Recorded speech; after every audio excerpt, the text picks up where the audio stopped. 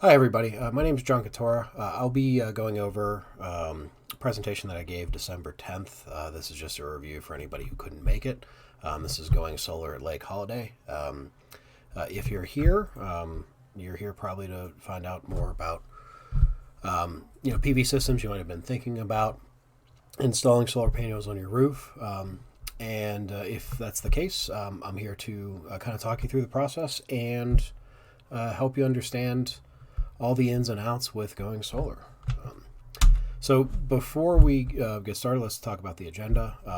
This is what we're going to be covering here. I'll give you a little introduction about me so you understand where I'm coming from and kind of the experiences that I had.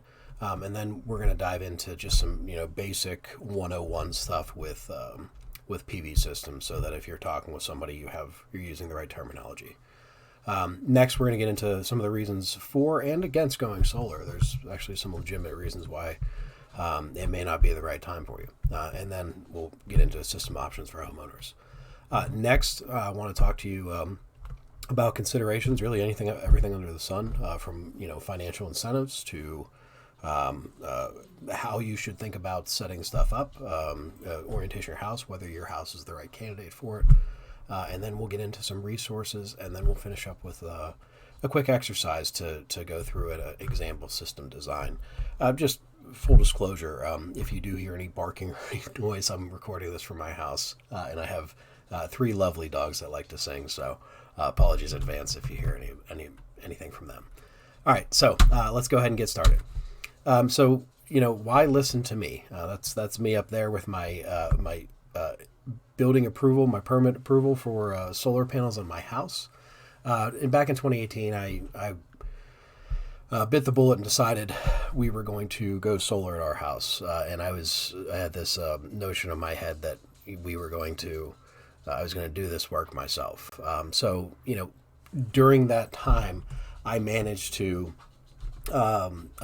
get quite a bit of knowledge. I spent a couple months actually prepping, and then a few more months actually installing the solar panels and get everything set up in my house.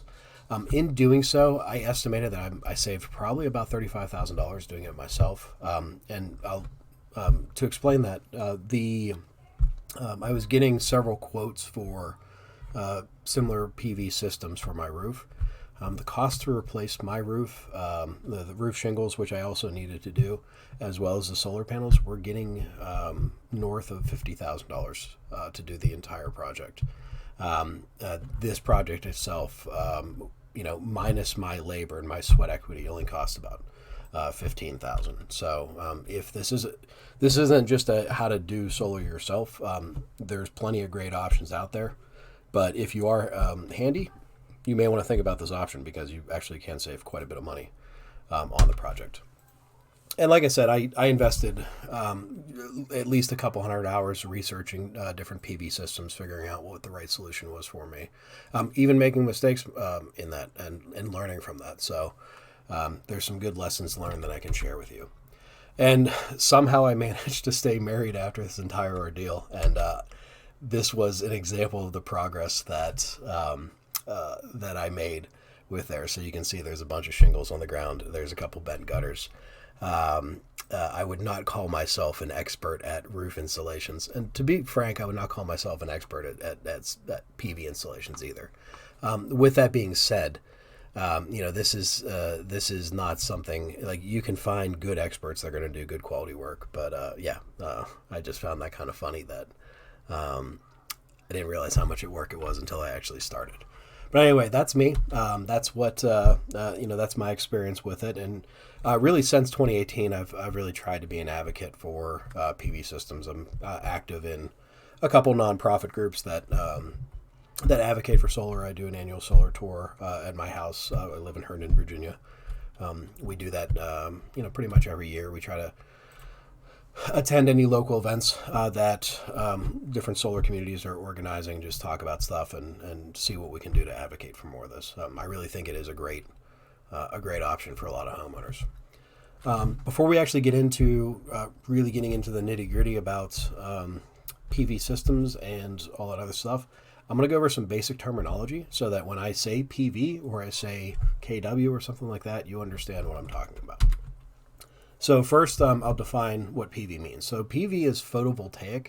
Photovoltaic is actually this is the ability to produce electricity from light, so from photons. This was discovered by scientists in the early 20th century, and they coined the term photovoltaic, and that's exactly what it is. You'll get light from the sun or light from another source, and those photons will react with whatever material it is. It'll bounce around some electrons, and it creates free electrons. Anytime you have electron flow, you have electricity. So photovoltaics come from that. When you're looking at panels and stuff like that, you'll see PV a lot, and basically it's just referring to the electricity source. The other thing another term that gets thrown around a lot is either AC or DC. It's not just an awesome band. It is basically a way to describe how electricity flows. Pretty much in most of your lives, everything in your house residentially is running off of AC power. So all the power and all the electricity that's coming from the plugs in your house, that's alternating current. And what that basically means is that there's current is flowing back and forth. When you have direct current, it's really just flowing at a single voltage in a single direction. You actually do have DC things in your house as well, but you have inverters that convert AC power to DC. And those things are like, your cell phone runs on DC, computers run on DC power. So that's a thing that you'll often see, either AC or DC. And it is relevant when you're thinking about PV systems. So that's, forgot I had those there. So yeah, so like power coming from the utility, coming from Shenandoah Valley, that's going to be sent via AC. And then the PV panels that are going to be on your rooftop, they actually produce power via DC. So there actually has to be a way to convert that. And the next thing that I wanted to cover in terminology was inverters. Inverters are equipment that does just that. It converts converts electricity from like a steady DC current to an alternating current, an up and down current, so that you can hand stuff back to the grid, or you can use this electricity in your house. Another term that gets thrown around a lot in PV systems is whether you're on grid or off grid. And all that basically means is where the power is going. So once I have solar panels, if I have a off grid solution, it means that I'm sending that power to the battery. And when the sun's not shining, I'm using that battery to power my house. If it's on grid, then I'm taking the power from the solar panels, and if I'm not using it locally at my house, I'll just send it directly to the utility. This is also referred to as grid tied. The next thing that you'll see is net metering. So net metering is an on-grid, it's a grid-tied program, and it's where basically the utilities buy excess electricity. So the way it works for Shenandoah Valley, if you have excess power, they will buy your excess power and use that throughout the grid, and they will use that, they'll pay you a retail rate. And we'll go through that in a later section. The last two bits of terminology that I want to cover first is kW and kWh. And what kW is referred to as kilowatt, and kilo means 1,000, so it's 1,000 watts of power. And all that is a measure of power, how much voltage and how much current you need in order to run things.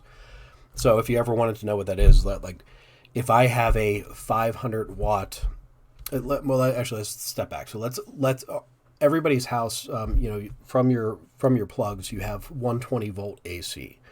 If you're talking about like a stove or a washing machine or a dryer that's higher use, it's going to be 240, so they just double that. But let's assume that you plug something in to your just a regular outlet, and that uses 5 amps. Well, 120 volts times 5 is 600 watts. So that appliance that you're plugged in is a 600 watt appliance. Now you take something like a hair dryer, which is often 1,500 watts, or you take something that's like 1,000 watts, and what you're basically saying is you're drawing more current out of that system. So a PV watt, so a kW system is kW is basically just a measure of power. When you're talking about solar panels, you're going to see solar panels performance in measures of watts. when we talk about the next bit of terminology, that's kilowatt hour, and that tells you how much power how much power you're using over time.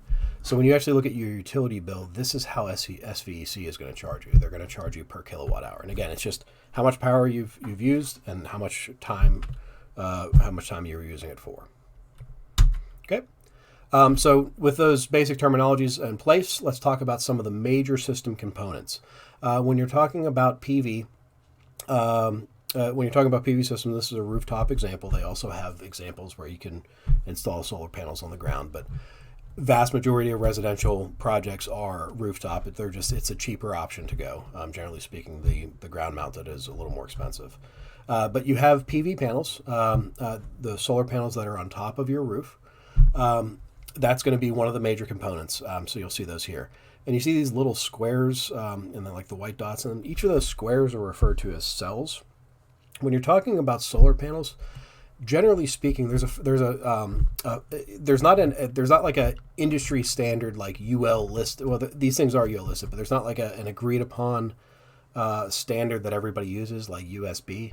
However, most of the solar panels that you buy are either going to be 60 cell or 72 cell panels, and really it just tells you how big each of these. It tells you how many of these things that you have inside each panel. My personal recommendation, I prefer 72 cell panels if they can fit on your roof. If you have a narrower roof, you may want to consider 60.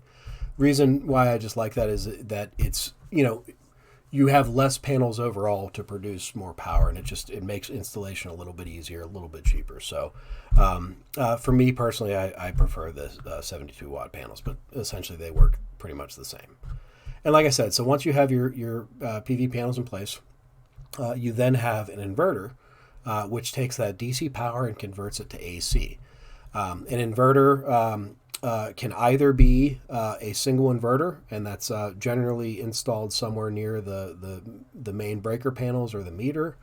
Alternatively, they do sell something called microinverters, and we'll talk about those a little bit in the future. And those actually go into each PV panel, and you're essentially taking DC power here, and then AC power comes right out. The inverter ties to your main breaker if it is a grid-tied solution, and that would go to the smart meter in the grid, and that's on grid. Now, if you have an off-grid solution, that inverter is going to go to a battery system, a battery bank, and those batteries are going to tie to your main breaker. So that's kind of the major components in a nutshell, but that's not everything there is about solar. So there's a lot of other components that are involved with this, and I would argue that many of these components are just as important as your panel choice or your inverters. So obviously you're going to need cables and conduits. You're going to need a way to get power from the panels to the next piece of equipment, and cables and conduits do that. The next piece of equipment here is converters. What these things do is they're also called DC to DC optimizers, and they're used in certain inverter cases where you want to, essentially it's in the name itself, you want to optimize the power that comes out of your panels. One of the things that's kind of interesting with PV panels, a lot of people don't realize, is if I have these panels all strung together and they're all in just one nice chain, and I lose power at this panel, I actually lose power on all these panels.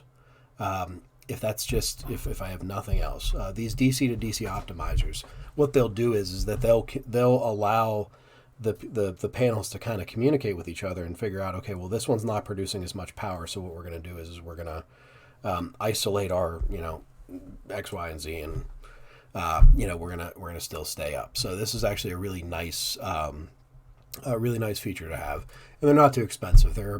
They add about $100 per panel cost to the overall project. But that's another component you'd want to consider.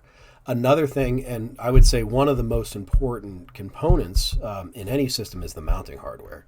So at Lake Holiday, pretty much we all exclusively have shingle roofs. I think there's a couple of rubber roofs on there, and I think I saw one metal roof, or there's like some places where you may have metal roof. But a vast majority of us would be tying into shingled roofs. Choosing the right flashing and choosing the right mounting system is really, really critical in making sure that that your PV system is installed and doesn't create leaks. There are several really great mounting systems out there. The one I'm personally privy to is a brand called Iron Ridge. Iron Ridge has they've really built some fantastic flashing systems and whatnot. So that's something to keep in mind. We'll talk about that more later. But mounting hardware is another big one. There's other things too, like cutoff switches, circuit breakers, obviously paying for labor, building permits, structural engineering. You are going to need a structural engineer to sign off to make sure that if you put something on your roof, the roof trusses can handle that. And if there's any tree removal that you need to do or tree trimming, that's going to be a big part of that as well. So those are other system components, and those are costs that you need to factor in when thinking about setting up a PV system. All right. So we're into the next section now. So why do we even want to go solar? So I like I said, I attend a lot of different events, and when I was thinking about this question, I was thinking about, well, people go solar for all sorts of different reasons, but broadly speaking, people fall into kind of one or three categories, and I do myself. So the three types of people that I see going solar, and I see at a meeting, is either you're cheap. You think the world's going to end next week and you want a stable source of power, or you just want to save the planet. And it's really fun getting all these people in the same room talking about things that they love. It's actually a really good time. So I'll start with number one. So, a big reason why people go solar is that it can reduce your overall electric bills. Now, Shenandoah Valley Electric does have a minimum $30 per month charge. So they charge everybody just a meter charge, and that charge is $30 a month. So everything above that, though, they will basically refund you through net metering. So it's a great way to lower your electric bills. Now, I fall into this category. I was having, in wintertime, I was having electric bills as high as $450 a month. And I live in a 1,300 square foot house. So it was pretty ridiculous. So my PV system is basically set up to account for about 90% of the power that I need, and I don't have utility. I have an $8 a month utility bill because I get charged through Dominion, and that's pretty much from April to November is about $8 a month, and then I would say, December, January, February, and then maybe a little bit of March, I'm paying on average about $80 to $100 a month. So it's been really nice for me. And the payback period for me, because I did it myself, was as little as 6 to 8 years. Now, I will say if you go to installers, you're going to look at anywhere between probably 15 and 20, 25 year payoff. Based off of, kind of Shenandoah Valley Electric, what they charge and what you can save. So there is cost savings there, but this is kind of a long game cost savings project, and we'll get into that a little bit more too. The other side of it too is like and I'm kind of I'm these are a little bit tongue in cheek titles, but I mean really there are people who are genuinely concerned about having secure power. It's a legitimate concern. The grid is kind of it's a crazy place, so having the ability to store power off the grid and being able to have stable power when things go wrong. PV systems are an excellent way to do that, and can definitely reduce your reliance on public utilities.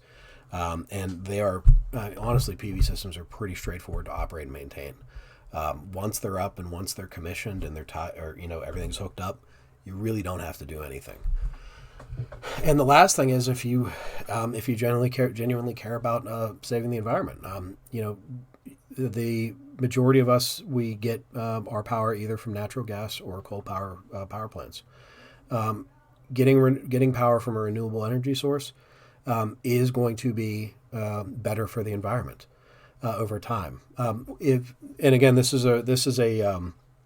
This discussion that we're having now, this is kind of after we have already met, but there was a bunch of questions in our live session at Lake Holiday where we were, we were talking about some of the recyclability of PV systems. And right now, to be honest with you, PV panels, they're not the most recyclable material. They can be, we just don't have the infrastructure for it. So even though, like I said, like it's definitely a green option, there are some considerations that you want to take. And if this is something you really value, you probably want to be thinking about a few smart ways to make sure that you're maximizing your impact on the environment. But it's definitely a good way to show that green street cred. So yeah, this is me. This is this is basically pulled from my my bill from Dominion, last month. I designed my system to account for 90% of electric usage in the Commonwealth of Virginia. A utility has to accept net metering agreements from their customers up to 100%. I decided not to do 100% because I am thinking about doing some remodeling on this house. The orientation of my panels will change, and I'll actually get slightly better performance out of those. And because of that, I was like, okay, I'm gonna go a little bit differently for the time being. But here you can see basically how my PV system works. So essentially, what happens is, the months of April through October, the energy that I produce is in excess of what I use. And you can see that here. And your bill at SVC is going to be different, but it's not going to be that much different. It'll tell you how much power was delivered, how much power was received. And then here's my carryover. So right now, this is my November bill. My carryover is 960 kilowatt hours of power. So I will probably pay for, I'd say, a majority of my December bill, depending on how cold it gets this month. And then I'll have a very, very small bill. You're talking $50-$60. Before I installed solar panels, my electric bill, it was usually around, in the wintertime, around 1,800 to 2,000 kilowatt hours. I have a pretty bad setup as far as HVAC system in my house, so it uses a lot of energy, and that's what it is. But at the end of the day, I figured out I'm probably saving about anywhere between $1,500 and $2,000 per year in annual savings, depending on how the environment is, and whether it's a mild winter or a cold winter. And based off of my after-tax credit cost for the system, which I computed to about $11,000, I'm going to have a payoff in 5 to 7 years. So I'm looking probably next year, maybe the following year, to actually be paid off, and then the next 15 to 20 years of this system's usable life, I'll be making money off of it. So for me, that was a big deal. And let's talk about that after-tax credit cost real quick. So that says here $11,000. The system that I bought cost about $13,000. I spent about an additional $2,000 on materials and permits, structural engineer, and then I spent about another $2,000 on tree trimming services. I had 3 or 4 trees that I needed to take down before I could put the panels up. And then after taxes, I got about a $8,000 federal tax credit. So, based off of that and a couple other things, it worked out to about $11,000. And I was in a situation where I had a nice bonus at work. Fortunately, I worked for a company who had shares that they gave out, and my shares vested, and I sold it, and that's where I was at. But not everybody's going to be in that situation. There's going to be people that will have to take loans out, or do some other sort of thing, maybe refinance their house to pay for this. And in that, it's really important when you're looking at your cost savings to also take in those interest things. I was fortunate enough to just have to pay cash though. And then this is kind of what this is from my app for my inverter. This actually kind of shows you how I produce power over the year. Look at that. I saved almost, what is that? That's 42,000 pounds of CO2 emissions. It's fantastic. But if you notice, a lot of the production is really in the months from April to August, and then it really starts dropping off September through March. And you'll see just this region of the United States. You're going to see kind of similar results. You're going to see kind of high peak production in the tail end of the spring into summer months, and then fall and winter it will drop off quite a bit.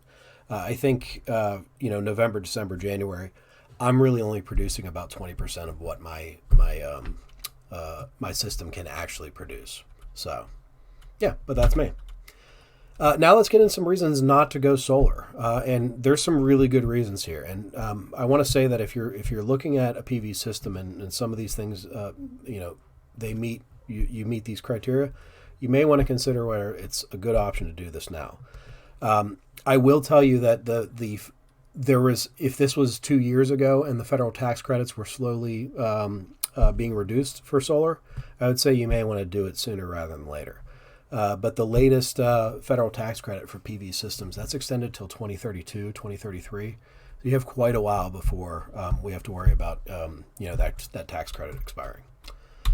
So probably the biggest reason is if your home is leaky and or poorly insulated. And when I say leaky, what I mean is like, there's it feels drafty in certain places.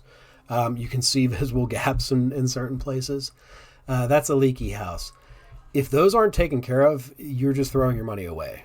Insulation is one of the cheapest options.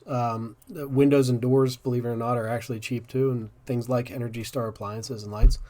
Try to get your actual systems, try to get your house energy uses down as much as possible before you consider a PV system. PV systems really are the most expensive energy saving option out there. And that comes from firsthand experience. I told you my energy bills were, they were about $450 a month in the wintertime before I had PV panels. When I first moved into this house, we had maybe 3-4 inches of insulation, and it was tamped down because we had critters in our attic. I spent $2,500 to get that air sealed and put in 12 inches of new R38 insulation. And for $2,500, my bills dropped $150 a month. That was like a no-brainer. If there are other energy saving things that you can do, if you can put in more insulation, if you can upgrade your windows and doors to thermally insulated doors and double pane windows if you still have single pane. If you have some appliances that are just energy hogs and you can go Energy Star, you're going to save quite a bit of money going that route. And that way, once you're there, if you've done all these things, the actual size of the PV system that you need is going to be less. So something to think about. And that's what it is. The larger the electric bill, the larger the PV system. The other thing too is like if financially it's not time to take out another loan or you don't have money in reserve, you may want to consider not doing this. PV systems can cost between $10,000 and $50,000. They can cost a lot more than that. So it's something you definitely want to keep in mind. It's a very large purchase. Nowadays, loan rates aren't that good. I was looking at unsecured loan rates. They're anywhere between 7 and 9%. Home refinance mortgages are not much better. You're talking about, for this price range, bills. This is like a 5-year payoff. This is the 170 to 640. That's a 5-year payoff. But even if it's a 15-year or 30-year mortgage, it can get pretty expensive, and the interest accrued on that is something you want to keep in mind. This is a thing where I would say that if you can make the investment, cool, and that's good. If the loan payments are going to be too much, or they're going to be more than what you normally pay for utilities, you may want to consider about shifting this till the loan markets get a little bit better. The next one is you're in the wrong house. Unless you built the house, you don't have a say in how it's oriented. You don't have a say in whether you sit next to a lot that's heavily wooded, and we live in a heavily wooded area. So this is a thing where if you're just in the wrong house, you're going to be spending all sorts of money on a PV system and not getting full use out of that. PV systems do prefer south-facing roofs. You can make them work in east-west orientation. That's actually the way that the PV system in my house is set up. I have an east-west orientation. But trees are a big deal. It's kind of ironic that to save the planet you have to cut down a couple trees. But it is true. If you have too much shade, you will block out 90% of your power generating capacity. And the other thing too is if you're leaving soon, the payoff rate on PV systems, it's measured in the tens of years, not tens of months. So if you're planning on leaving, I'd say within 5 years from your house, you may want to consider a different option for. You may want to consider PV at another time. And the other side of it too is that and this, I believe, this came from the this number came from the National Association of Realtors. They did a study on how much increase you actually saw of your home value based off PV system, and they saw it only increased about 4%. So you will see a bump in the price of your house when it comes time to sell it, but it's not going to be what you might think it is. You're not going to be making money off of this this project. Locally, 4% works out to about $12,000 to $15,000, and that's about it. All right. So now we're going to go into some of the system types. So there's 3 different types of systems that you can have. You can have grid-tied, off-grid, and hybrid powered systems. So grid-tied is kind of what I have, and I'd say a vast majority of people out there. This is also referred to as on-grid. And basically, power goes directly to your house, and if there's excess, it goes back to the grid. The utility, SVEC, will install a smart meter, which is essentially a two-way meter, and that will kind of read what power is coming in, what power is going out. It really is the cheapest option, and it is the shortest payback. Now, here's the really interesting thing, and a lot of people don't realize that. If you lose power with a grid-tied system, because you're tied to the grid, you're tied to the utility system, your power goes out too. And this is here for a very good reason, and it's a safety reason. So, power goes out, generally it's a down tree, a tree downs a power line, something like that. Well, if your PV system is tied to the grid and it's producing power, when a lineman goes to fix it, you can electrocute that lineman. And we definitely don't want that. So there are safeguards in place that when the inverter senses that they're not getting power from the grid, they will shut off the power. They will essentially put the PV panels in a safe mode until the power comes back. So that's something to think about with grid tied. It's not something that it's not necessarily going to provide you backup battery power when power does go out. Now, for these other 2 options, you definitely will. So when you're off grid, you're basically putting power into a battery bank, and that's going to power your entire house. You in a true off grid situation, you're not tied to the grid at all. In a hybrid situation, you can tie back to the grid. You get energy independence in these cases, but I will tell you right now that either off grid or hybrid are incredibly expensive. So if I decided here, like I said, I paid about $13,000 for my system. Had I decided to use the battery option, it would have been, I think, $25,000 or $30,000 for the system. So had I decided to buy batteries. So it can easily double the cost of your system by going off-grid or going hybrid. But like I said, it gives you that energy independence. It is robust. The hybrid system, because it's tied in, it requires special cutoff circuitry. So there's going to be additional cost there if you decide to go that route. All right, so those are the different system types. And now here's the different ways that you can get this installed. So I'm going to go through all these real quick. You can go the DIY route that I did, alone and unafraid. And I'll tell you right now, that actually isn't true. We'll get into that later, though. this really is the absolute cheapest option. If you do everything yourself, you can expect a 5 to 8 year payback rate. This is absolutely the most time consuming. I replaced my roof shingles and solar panels myself. I originally took 2 weeks off to do that.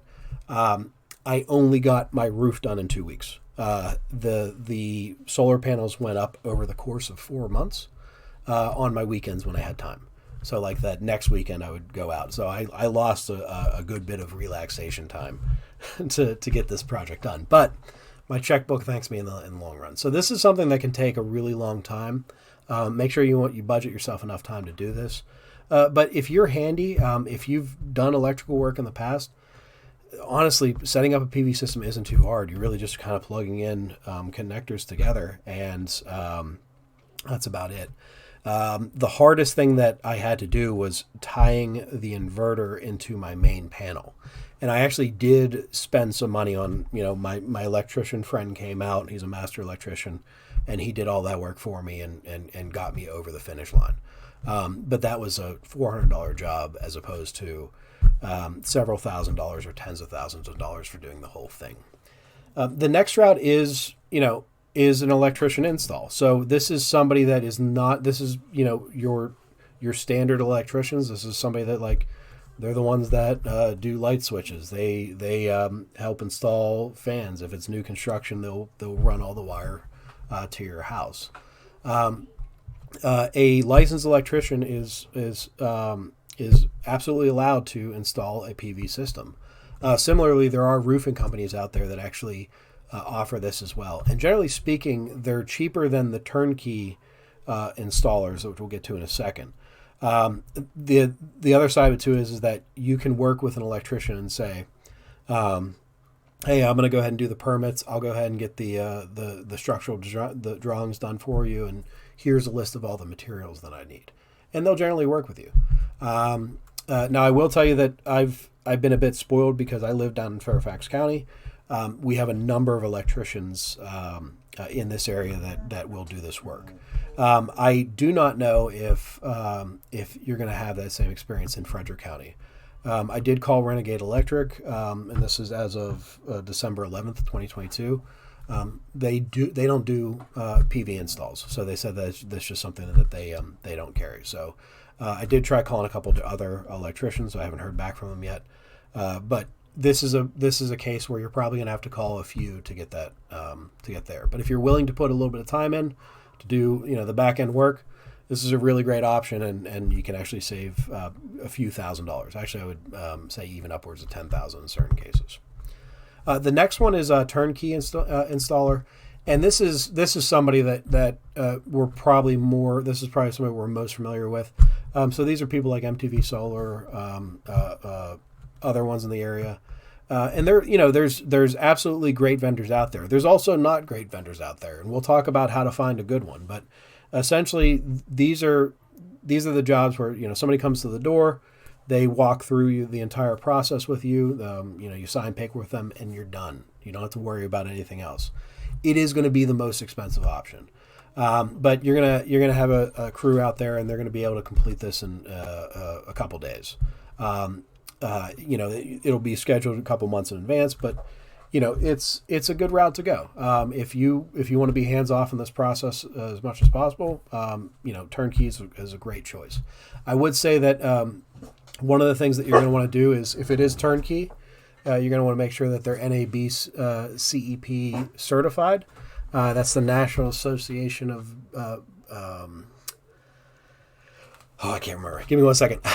I'll get to it. It is the North American Board of Certified Energy Practitioners. There we go. All right, so it's that one. You want to make sure that they are that certified. Electricians are probably not going to get that certification. But it is something that you do want to see, and you should ask for out of your turnkey installers. And the last one is lease, and these are also, like, solar companies will also offer lease options. And this is just like a car. You put a down payment down, you agree to a monthly payment. Same thing for your house. It's there sometimes is a down payment that you have to make, and you have a fixed monthly payment for essentially your utilities. And the the PV company will take care of the rest of that. So that monthly fee is usually less than a utility fee. And the great thing about it too is that it's fixed over time. So, as utility rates increase, your monthly fee for leasing is not going to go up. The downside of this is you don't own the system. So you're not going to get the tax credit, and selling your home becomes a little more difficult. It's not impossible, and it's not really too much of a hindrance, but when you lease, you generally put a second lien on your house, and the solar company has that lien on your house. So that's just a hurdle that you have to go through when it gets to the selling process of your home. You want to make sure, or the buyer would have to, that lien would have to transfer, and they'd have to agree to that. And like I said, that's something that 5 years ago people were trying to figure out how this worked. In reality, a lot of realtors are figuring out how to set this up and have the discussion. So it's less of a problem, but it does hinder it just a little bit. Number 2 is my favorite. Like I said, you got really good quality people that can do this work. Any licensed electrician can do the job. It just takes more time finding the right one. And in reality, when you're talking about whatever route you go, the more stuff that you do, the cheaper it's going to be. So, if you're not into actually doing the work, like I did, and just have a miserable set of weekends over a number of months, you don't have to do that. But if you're willing to do permits, and you're willing to handle all the vendor information, you can save yourself quite a bit of money off the total cost of this. So something to keep in mind. All right, next bit is considerations. So when if you've said to yourselves, okay, I'm ready to go solar, all these other things, I have a tight house. I use LED lights everywhere. I'm good to go. I want to do solar. The next thing is you want to ask these questions. Roof orientation, the steepness of your roof, whether your roof gets sun currently, and how big your roof is. All of these things are going to help you determine the size of the system that you need. So as I said before, south-facing roofs are the best roof design, or the best roof orientation for a PV system. East-west can work as well. The way east-west roof orientations work, they will get light earlier and later in the day, because obviously the sun rises in the east and sets in the west. So you'll actually see energy production sooner than you would in a south-facing roof. However, because the angle of the sun is going to be a little bit different in east-west, you will have maximum production for less time. So it is possible, but you lose about 15% of power. North-facing roofs are not a good idea. If you have a really good-looking north-face roof, don't put solar panels on it. The amount of system loss that you get for putting panels on the north side is just too much. And when I say 70%, this is 70% penalty this is a 30% penalty just for the orientation. We're not considering the penalty of what time of year it is. We're not considering whether it's shaded, anything like that. This is you can expect your maximum to be 70%. So something to keep in mind. And so really when you're talking about roofs, south is best, east-west is pretty good. Next thing is how steep your roof is. You'd be surprised to that this would be a factor, but you're going to get the most energy production when your solar panels are kind of perpendicular to where the sun is. So if the sun is beating down directly on that angle, and for our latitude, 40% is it. It's going to be beating down at 40%. If we can get a 40-degree angle on our roofs, that's going to generate the maximum amount of production. And it's also important to understand that in the summertime, the sun is higher in the sky, and in the wintertime, the sun is lower in the sky. And this is where you saw in those charts that I showed you in my system, the wintertime, you get a lot less energy production. So the actual angle of your roof is ideal. To be honest with you, you can make this work on pretty much any roof. But really anywhere between 12.4 and 12.6, which you don't see here, those are going to be ideal. I have a 12.3 pitch roof in my house, which means that for every 12 feet you go out, every 12 feet you go across, the roof goes up 3 feet. So 12 feet there, this is 3 feet higher. 12 feet, 3 feet. Okay? This is 12 feet, 7 feet. So again, you want to go with 40%. Now, if you do have a flat roof, you can actually buy roof mounts that will angle your panels up, so you can actually save some money there. So that's something to consider. Of the considerations, this one's probably the least important, but it is a factor that will reduce your electricity production. All right, next bit. Does your roof get sun? And this is what I was referring to. Like, it rises in the east and sets in the west. This tool's really, really slick. This is called SunCalc. If you just Google SunCalc, you'll find it. You can go to any address and pop up, put in your address, and it'll actually give you a slider to go from day to night in your. From day to night, it'll show you when the sun rises at a particular time, and throughout the day where it's going to be.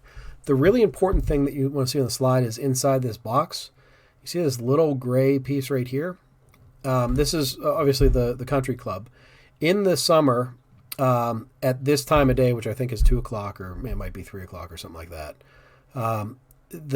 this little black bar that you see right here is really, really small. And what that basically means is this. I created that black box. I told the SunCalc calculator, tell me if there was an object that was 5 feet or 5 meters, so 15 feet above the roof line, where would the shadow line be for that? And you can see here that it's not that high. It's not that high. When you get to wintertime, 5 meters creates this throw of shadow that goes really, really far out. Okay? So the trees that are around the clubhouse down here, in the summertime, they probably won't hit this side of the roof too bad. But in the wintertime, you can absolutely have the trees that are here throwing shade on the roof.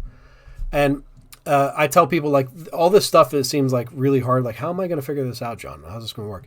Just go outside. If it's a sunny day at 2 o'clock and you remember to do it, go outside, look at your roof. If the trees are throwing shade on your roof and you put solar panels there, don't expect power. Try to find areas in your roof that are clear. Now, this is something that we will have to consider at Lake Holiday, because we have some tree restrictions about, if you take out a tree, what does that mean? So we got to get approval first for that. So this is something that we kind of, as a community, need to get together and figure out what are the reasonable rules that we should have in place if we need to do anything like tree trimming or taking down trees. All right. So the last one is, how big is your roof? This one seems like a no-brainer, right? If I have a smaller roof, I can get I will have less panels. If I have a bigger roof, I can put more panels on there. And I just created 2 roof lines so you can see that. I guess the takeaway here is that when you're planning your system, you really don't need to, unless you have a small roof, you don't need to spend money on like the top line solar panels. Pretty much all solar panels out there that you get from a reputable buyer, not something without a warranty on Amazon, or I think I've seen them at Home Depot as well. Although I actually don't know about the Home Depot warranty things, but you want to make sure that the panels themselves come from a reputable vendor. They work fine. When you talk about like a 72 cell panel, the low end ones, the ones that cost like $100 to $150 a panel, they're going to produce about anywhere between 275 and 330, 340 watts. The top of the line panels, like the Sun Powers that are 22% efficiency and they're super slick and they're jet black, those are like $600. They're producing 425, 430. So you're spending close to $400 for that extra 100 watts of power. I guess my point is, you really only want to worry about like high-end panels if your roof size is preventing you from going smaller. You can always just add big panels. So that's something else to keep in mind. All right, other things of where to spend money. So we just talked about panels. When you have a small roof, I think it makes sense to buy panels. I'm telling you my personal experience. I would recommend spending money at the inverter. The inverter is a place where you don't want to skimp out on. Where you'll hear from a lot of solar companies, this comes with a 25-year warranty. They're really talking about the panels. Panels themselves, they don't break. None of my panels have broken in the 5 years that I've owned them. People that I've talked to that have PV systems, they've had zero issues with their panels. And that kind of makes sense. A panel doesn't really do much. If there's light, it produces electricity, and that's it.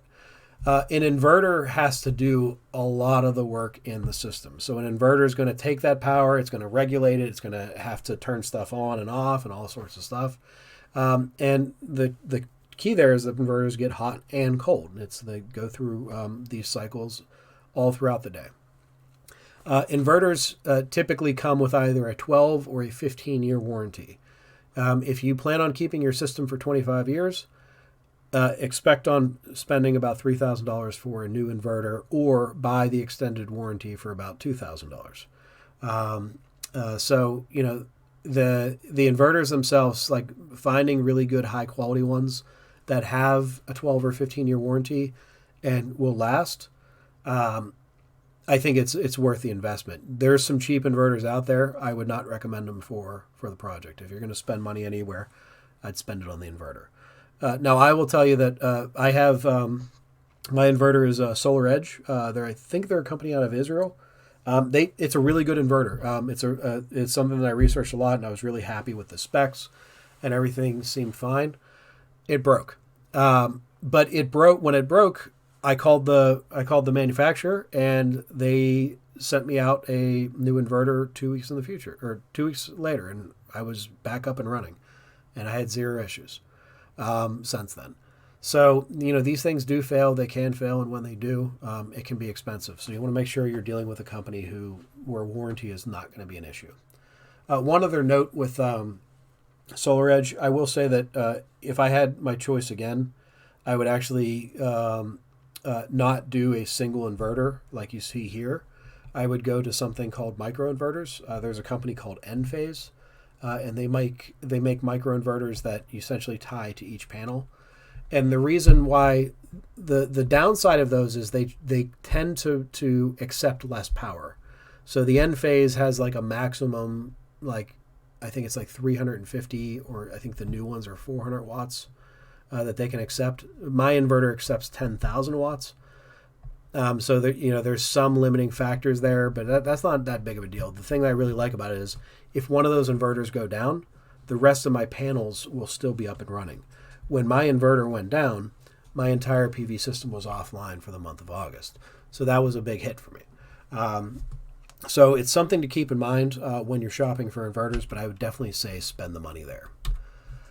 The next thing I would not shirk on spending money on, cable's fairly cheap, conduit's fairly cheap. These converters are. Honestly, any structural engineer can do the analysis for you. So you can find the cheapest one. You're not really going to see much difference between those. Spend money on the mounting hardware. Make sure it's something that's a high quality. If you don't know what that is, think about how, you can see these right here. These are actually the Iron Ridge ones. This little bit right here sticks up several inches off the roof. And what that means is that this is the attachment point. If you have water running down, this water would need to rise 3 inches before it even touched that attachment point. I'll tell you right now, the Iron Ridge stuff is also rubber gasketed. It has a cover plate that keeps water out even more. It's a really well-designed flashing system. So definitely spend the money there. Spend the money on good labor. Not just to it's not important just to support, our local tradespeople. It's just also important that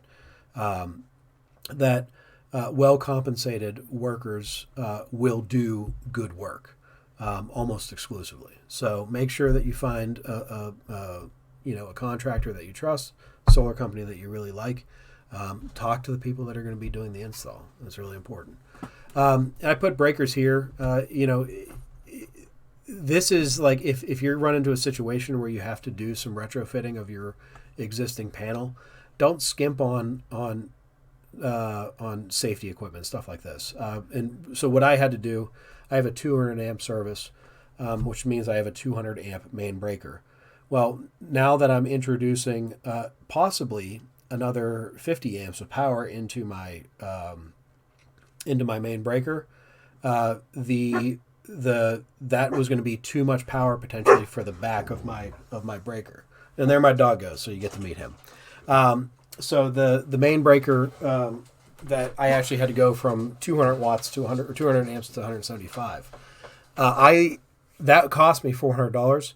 But if I hadn't done that, that would have put me in a situation where I could potentially be creating a dangerous situation in my main panel.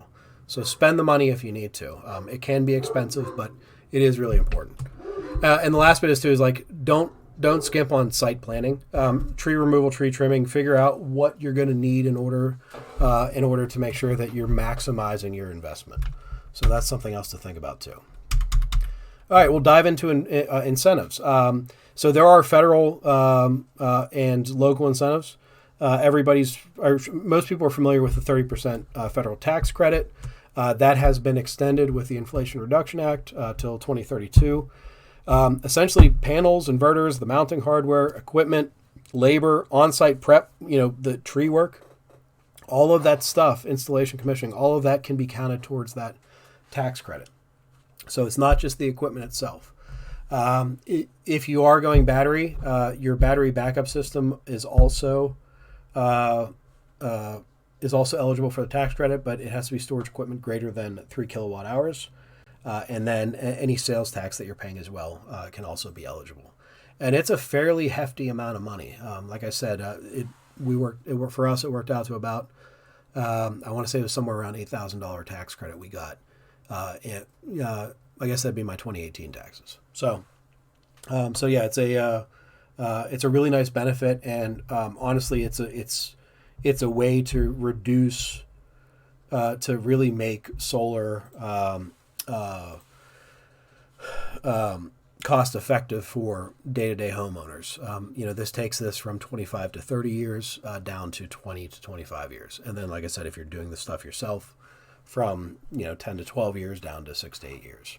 Okay. The next incentives. So Virginia, there's really nothing in Frederick County, but the state of Virginia, Title 58 actually has language in there for PV systems. They shall be wholly exempt from state and local taxation. And what that effectively means is that when it comes time to do assessment on your property, and what you're going to pay in property taxes, counties cannot count your PV system as part of the cost of the house. So it does reduce your property tax value a little bit, and that's nice. So that's your Virginia incentives, and then SVC, like I said, they do offer support net metering. It's mandated by them. The Commonwealth mandates all utilities provide this service. But SVC basically, if you're a customer, it means you're eligible to put a PV system onto their grid. Now, they will limit your system size, and that is 100% of your kind of average annual energy usage. So you can't go and just buy a 30 kW system if you only need 10 kW. So it is based off of how much electricity you use. A couple other rules and regulations that I think are important. So a PV system will require a building inspection and will require permitting.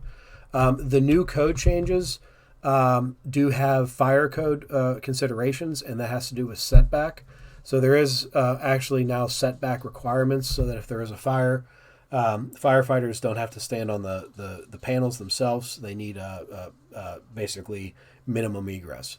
And if you're working with a licensed electrician or you're working with a solar company, they will be familiar with these codes and they'll make sure that you're within compliance. If not, you're not going to get a passing inspection. So that's something to keep in mind.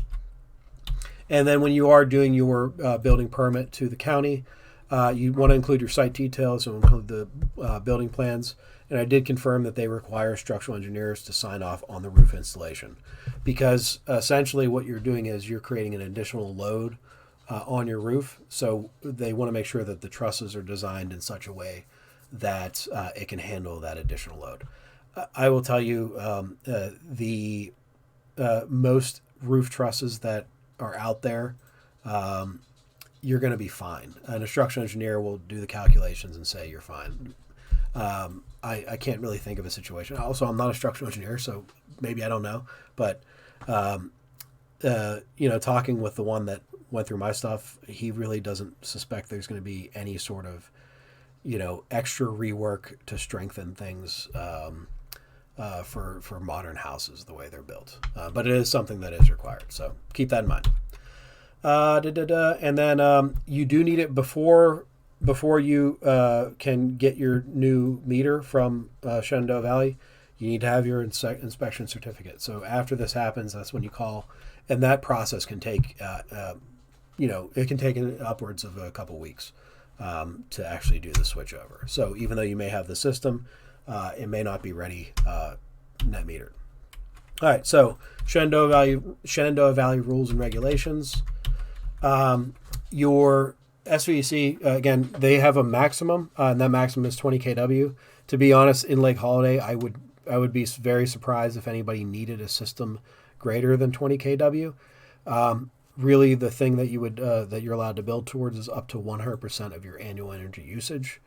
If you're a new construction buyer, or your utility needs are changing, how do you actually determine that? There's a calculation that they will do, and the net metering person at SVC, she's a really nice lady. I had a really good conversation with her. So they're definitely willing to help, and they're definitely supportive. So they can help walk you through the process of what you need. The really important thing here is that their applications, they need to be submitted 30 days prior to installation. So this is actually something you're going to want to do first. I'd recommend this and the architectural committee submitting those applications first to get those approved, so that you're good to go prior to installation. Those are kind of your first steps. One of the things that SVC requires is a lockable disconnect. That's now code, so that should not be something out of the blue. Basically, you need something that is a disconnect switch right at the meter, so that if somebody needs to shut this off, it's a lineman that's doing utility work needs to make sure that you're good. They can just go and shut it off. And that just shuts off your panels. That does not shut off your power. And then any PV system that you have, it has to comply with IEEE standards and must be UL listed. The IEEE standards are the important part. That basically it's a paper that basically explains how your PV system should be set up. So if there's a loss of power, the IEEE specifies that the inverter needs to shut off within X number of seconds. It's stuff like that. So whoever the utility is, or whoever the electrician is, or if you're doing it yourself, or if you're going with a solar company, you're going to want to make sure that they're aware of SVC's rules, and they use IEEE 1547, and make sure that your settings are set up that way. All right. Last bit, and this is kind of an important one, liability insurance. I would just strongly recommend that once you install a tens of thousands of dollar systems, that you also get insurance to cover that. But SVC requires it. So you do need I believe it's $100,000 liability policy, at least to cover your PV system. And that's something that you can work with whoever your home insurance provider is. Another important thing, the consumer and usage charges. So the bare minimum your SVC bill is going to be is $30.46. So they charge everybody $30 a month, and that's kind of how they maintain the grid and make sure that they can pay for linemen to do repairs and new installations and all that sort of stuff. That's where your $30 is going. 46 cents goes to Frederick County, and so those will always be there, even if you produce 100%. Any power that you produce in excess will be credited for future months' bills. All right. Last bit is Lake Holiday's rules and regulations. So Lake Holiday, there is no specific requirements for PV systems as of December 11th, 2022. I was joking with the people in the live event. It's the Wild West out there. And it kind of is, but it's also one of these things where you're still going to have to go through the architectural committee. This is an exterior change, so the architecture committee is going to be there. But it is actually something that perhaps that we may need to in the future as more and more people go solar. We may need to look at those rules and see what makes sense. All right. So there is no specific requirements for PV panels, but because it's an exterior change, you're going to want to make sure that you're talking to the architecture committee. And basically, it's just a general purpose approval form. If you do need to take down trees, you also need to fill out a tree form, and basically just a sketch of what the project's going to look like. Just an overhead of here's my roof. I'm going to put panels here, stuff like that. So, and again, remember, the architecture committee meets once a month. So this is a thing where I was saying that if you this should be one of the earlier applications too. Just because if it may be up to 3 weeks before they even take a look at your application, because they do only meet once a month. All right, so the last little bit about rules and regulations. There are actually Virginia laws in place that limit community associations' ability to prevent solar installations. So this law, I believe, was written in 2019. Very similar to how FCC rules prevent people from HOAs from restricting antenna and satellite dish usage. Solar panels are pretty much the same way. Any VA community association, HOA or POA, can place reasonable restrictions on homeowners, but those reasonable restrictions are identified here. It's a reasonable restriction if it doesn't increase the cost of the installation, or if it doesn't limit the energy production of the installation. So, that being said, there's certain restrictions that can be put in place. In reality, I mean, any restrictions that we have, any restrictions that we have in the future, they're really going to be there if they're going to be put in place because certain things are happening. And my guess is it's really going to be related to trees. We want to make sure that we have a wooded aesthetic. That's something that's been part of the community for years. So I think that's probably going to be something that we'll have to discuss in the future. And I encourage everybody as a community to have a healthy debate about that and come to the table with good suggestions. So, all right. So that's it for considerations. Our last section is resources and exercises, and then we will wrap this up. So, where can you learn more? One of the groups that I'm a advocate for, and I've been volunteering with them for a number of years, is Solar United Neighbors. Link is in the description. I will also, if you need this information, we can provide the presentation for follow-up so that you can access all these links. They are a nonprofit and lobbying group, and they advocate for homeowner access to residential solar. They actually have two programs in Shenandoah Valley. There's Ready, Set, Solar, which is actually an 8-week program to educate people, and at the end of the 8 weeks, you're ready to go solar. And they also have group purchases where they're non-vendor specific. They basically they'll work with any solar company in the area, but they will do a group purchase to help reduce some of the costs. So they'll do like a bulk order on all these materials, and it generally saves anywhere between 8 and 10% over the total cost of the project. So that stuff's pretty cool. Are you a good fit for solar? So some of these websites here are actually not relevant to Cross Junction, but they could be in the future, so I made sure to include them. The one that I recommend which is NREL's National Renewable Energy Laboratory. It's a government group. They created this PV watts calculator, and it's a really cool calculator that lets you kind of break down. And in our exercise, we'll actually go through that. SunCalc is that tool that I showed you that kind of shows you where you're at in the day and what you can expect. Project Sunroof and Energy Sage, which uses Project Sunroof. This is a Google project that actually you can just type in your address and it'll give you like a heat map of your house and let you know how much solar you can expect, how much solar energy you could expect to gain there. I'll tell you right now, it's cut off like at Gainsborough. So as soon as you get to Gainsborough, they haven't done that map yet. So it's not quite available in Cross Junction. My guess is maybe in a little bit it will, but those are good available there.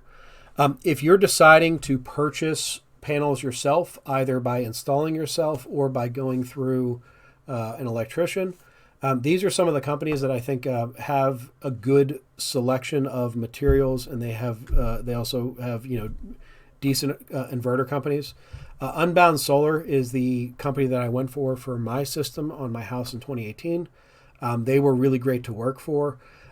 For all these companies here, they will either as a free service or for a small charge, they will actually design your system for you. So you just tell them where you live, what code you use, and they will give you schematic drawings that you can take to the permitting office, and they have everything you need. Like they'll give you drawings that'll get you set up for permitting. So that's for any of these companies. But Unbound Solar is a good one. I haven't done business with Blue Pacific or Sunwatts, but again, based off of the materials that they have good high quality products.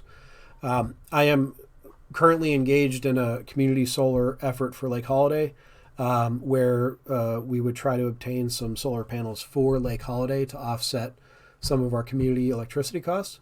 I have been speaking with Solar Electric Supply, and I've been very impressed with the people there. So that's another group that I've worked with firsthand, and I can tell you that they seem to be pretty good. And then, how do you find a good contractor? These are a couple of the solar manufacturers in the area. I am not going to recommend any one company, but I will tell you, based off this information that I have over here, these all fit the bill. Okay. One of the things that I think is really important is go local with whatever solar company you have. And that might be difficult in this area because there's less solar companies than, say, Fairfax County.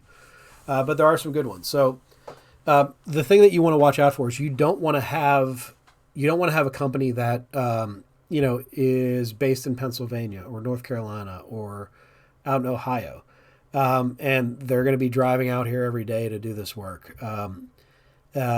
Find somebody that knows the area, that you can go to a site that they've done an install. You can see the quality work that they've done.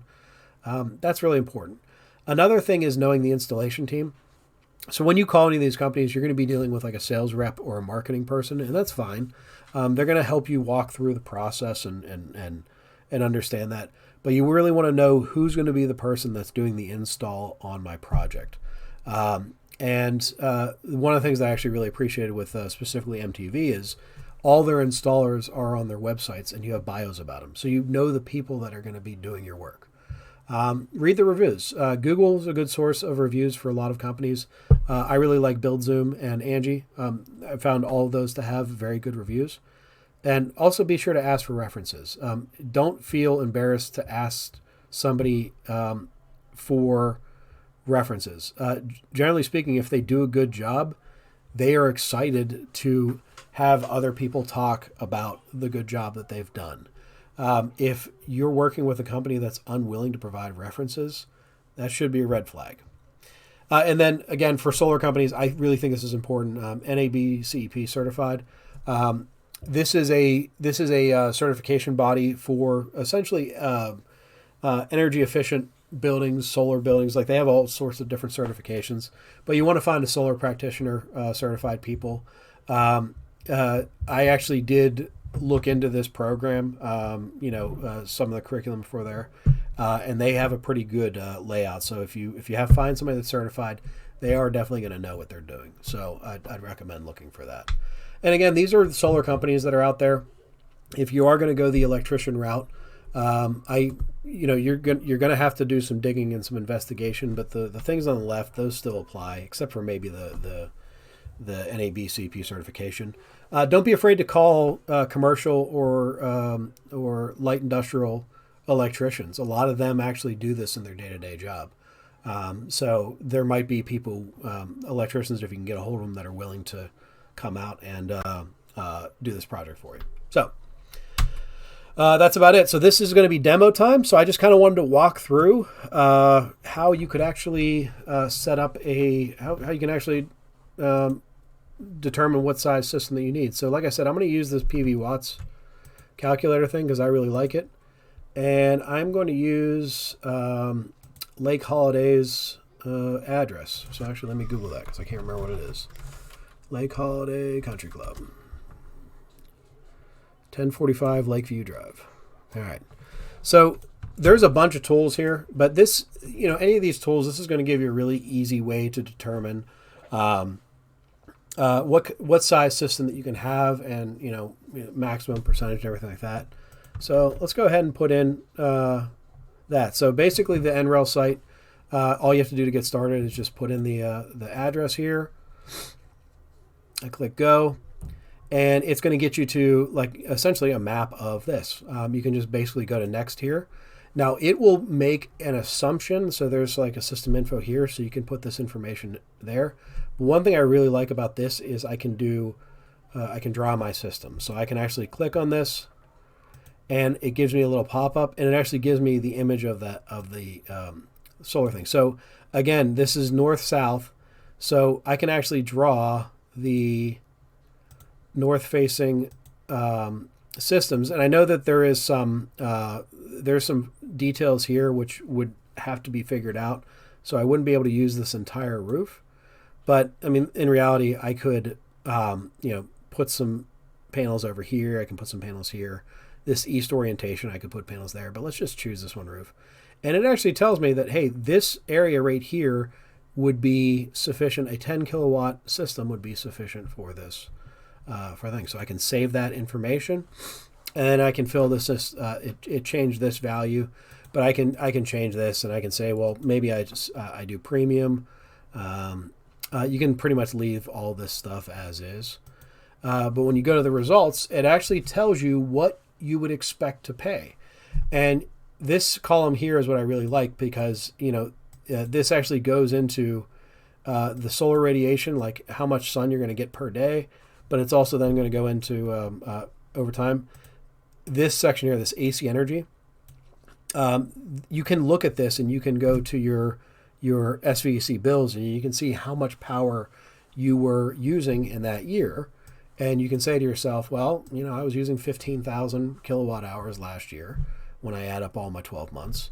A 10 kW system is going to be it's going to be sufficient for me, or a 13 kW system would be pretty good. So this is kind of how you use the tools. I will show you Project Sunroof real quick just so you can get a sense of it. And I'll go ahead and put in my address here so you can see it. Check my roof. So there's my roof. It doesn't look very good, right? But what I really like about this project is it just basically tells you how much usable sunlight you have. So I can go to my neighbor's house, click on it, and it basically just goes through it. So it's another way of doing that. And other calculators will generally have how much is your monthly payment. But again, the NREL one, which I really like, is it gives you this, and you can compare this directly to your electric, your utility bill. All right. And last thing I'll show you is if you need to then buy something. So I'll use the solar electric supply, and let's just assume that we live at Lake Holiday. We live here, and it says that we need a 10.6 kW system. And I can go into, the solar pricing here, and I can see what their 10 kW systems are selling for. So this one right here, it looks like this is $29,000, $1.88 a watt. So I can get a sense of what this is going to be. Now these generally are for the complete systems. When you go to one of these websites, they'll tell you kind of complete systems, but it'll tell you the number of panels. The thing that you will have to figure out is whether your roof has the square footage for that, but that's something that you can calculate. And again, you can call any of these companies, and they're going to be super, super happy to help you out. Here's ones for Mission Solar. These are actually the panels that I have on my roof. They come out of Texas. Really good company. I've been very happy with their product. But yeah, so that's some of the tools that you have available to you. Okay, well, that's about it. So I do want to thank everybody for, if you stuck through this whole thing, thank you very much. If you do have any questions, again, my name is John Couture. Yeah, I'm on the Facebook groups at Lake Holiday, but you can also reach out, and anybody in the office can give you my contact info. Thank you very much for your time, and have a great day.